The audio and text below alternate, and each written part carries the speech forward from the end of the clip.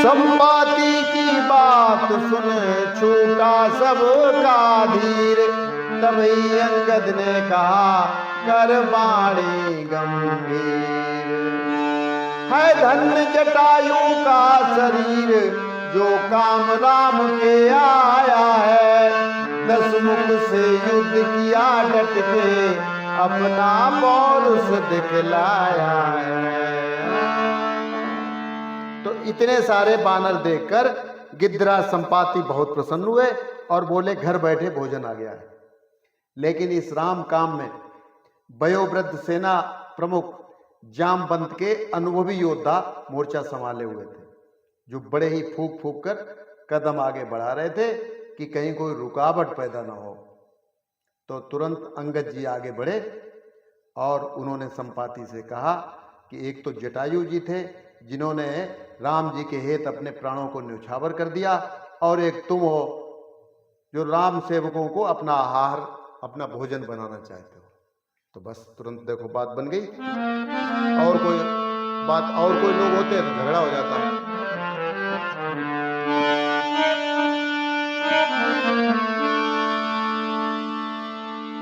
सुनते ही नाम जटायु का आश्चर्य हुआ संपाति को। आश्चर्य हुआ संपाति को।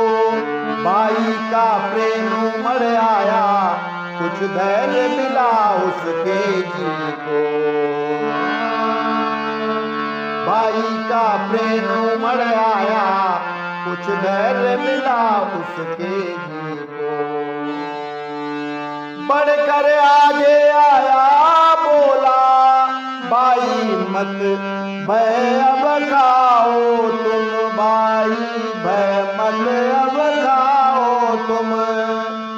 था बंधु जटायु मेरा है कुछ मुझको कुशल बताओ तुम। उसके हालचाल बता दो मुझे, ये कहा संपाति ने। था बंधु जटायु मेरा कुछ मुझको कुछ कुशल बताओ। था बंधु जटायु मेरा है कुछ मुझको कुशल बताओ।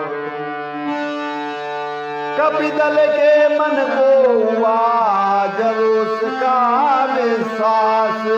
आए संपाति के निर्भय होकर पास।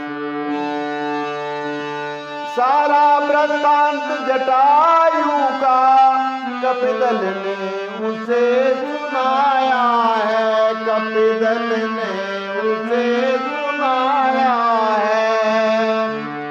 सुनकर संपाति प्रसन्न हुआ सीता का पता बताया है। बोला त्रकूटगिर के ऊपर रावण की नगरी लंका है। रावण की नगरी लंका है। निश्चर समूह का वास जहाँ जिसको न काल की शंका है। निश्चर समूह का वास वहाँ जिसको न काल की शंका है। 100 योजन सागर लांगे जो सीता का पता लगाएगा।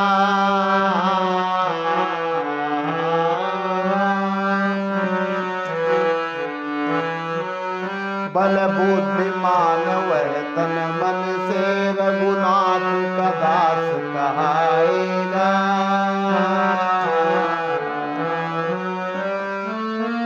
100 योजन सागर लांगे जो सीता का पता लगाएगा। बल बुद्धिमान वह तन मन से रघुनाथ का दास कहाएगा। यो बदला करके पता चला गया संपाति। निज निज बल वर्णन किया सब ही ने सब भाते। निज निज बल वर्णन किया सब ही ने सब भाते। न करके कोई लंका जाने को तैयार हुआ। तब वृद्ध ऋक्षपति ने मन को ये सुनकर कष्ट अपार हुआ। तब वृद्ध ऋक्षपति के मन को ये सुनकर कष्ट अपार हुआ। बोले क्यों चुपो हनुमान बोले, बोले क्यों चुपो हनुमान, क्यों नहीं उपाय बताते हो। तुम महापराक्रमशाली हो, बजरंग बली कहलाते हो। तुम महापराक्रमशाली हो, बजरंग बली कहलाते हो। सुरदेही गर्जा पवन पुत्र, आकार बड़ा पुना भारी। निश्चित रहो रिच्छे से अभी, दो फूंक अभी लंका सारी। निश्चित ही रहो रिच्छे से अभी, दो फूंक सभी लंका सारी। और तुलसीदास जी भी कहते हैं, कही पति सुनो हनुमाना, का चुप साध रहो बलवाना। पवन तनय बल पवन समाना, पवन तनय बल पवन समाना। बुद्धि विवेक विज्ञान निधाना, बुद्धि विवेक विज्ञान निधाना। कवन सुकाज कठिन जग माही, कवन सुकाज कठिन जग माही। जो नहीं होत तात तुम पाही, जो नहीं होत तात तुम पाही। तो बाप की जो है याद दिला दी, तुम पवन तनय बल पवन समाना, बाप की, पिताजी की है। और जब बाप की अगर कोई अगर बात कह दे तो फिर स्वाभाविक है रोष आना। और वैसे भी बुद्धि विवेक पराक्रम और संस्कारों की जब बात आती है तब बड़े बुजुर्गों की तारीफ की जाती है। जैसे उदाहरण के लिए छोटी सी बात मैं बताऊं, अभी मैं खड़ा हूं बंसीलाल जी के गांव, और बंसीलाल जी निकले वहां से और मेरे को देख के और पैरों की तरफ झुक के और आगे बढ़ जाए, तो जो उनको नहीं जानता वो पूछ बैठे मेरे से कि ये कौन था, हैं?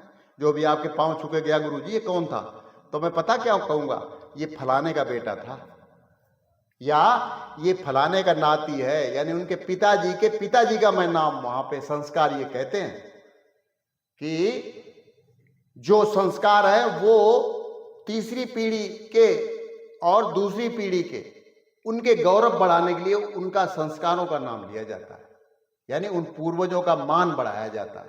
तो आज के लिए बस इतना ही, कल फिर मिलते हैं। नमस्कार, जय श्री राम।